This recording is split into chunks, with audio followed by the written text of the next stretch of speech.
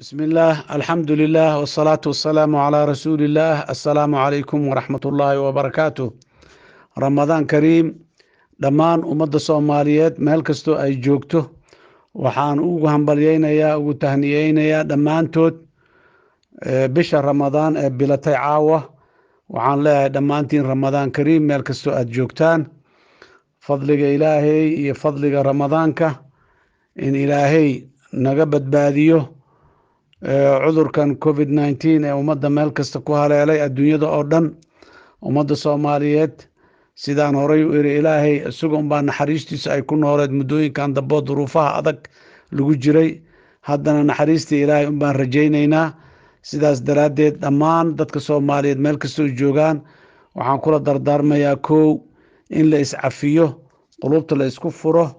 maxaanku idhaahdaa walaalkaaga walaashaa ay wax idin dhex mareen hore cafi wac u sheeg inaad cafiday ka codso weydiiso inay ku cafiso inuu ku cafiyo walaalkaa ama ay ku cafiso walaasha hore wax idin dhex mareen intaas qodobka labaad sidoo kale waxaan jeclahay dadka soomaaliyeed inaan kula dardaarmo in bisha ramadaan inta lagu jiro aan badino rabbi tuuga aan badino muxuu ahay ducada oo aan ducaysano ilaahay aan ka barino midii hore oo ahayday inuu naga badbaadiyo cudurka oo ah dalkeenna iyo dadkeenna dhammaan inaan u rajayno khayr ilaahay inuu badbaadiyo dalkeenna ilaahay inuu badbaadiyo dadkeenna ilaahay inuu badbaadiyo uu noo dhowro diinkeenna oo diinta islaamka ah ilaahay nagu manaystay kuwa ku toosan ilaahay naga dhigo kuwa nabadda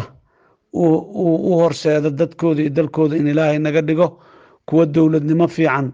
oo waarta ilaahay siiya inaan ku ducaysano allaha noo toosiyo dowladnimada nabadda allaha noo waariyo meeshii ay ka dhiban tahayna ilaahay ka qaado dadka soomaaliyeed qof walba humuumtiisa gaarkaa ee wanaagga ku jiro ilaahay ha waafajiyo dhammaanteen aan isu soo ducayno aanan wada ducaysano ilaahay qulubteennu daalacanayaa waanana aqbalayaa ilaahay idankiis dhammaan mar kale dadka soomaaliyeed meel kastoo ay joogaan waxaan leeyahay ramadaan kariim dhammaantiin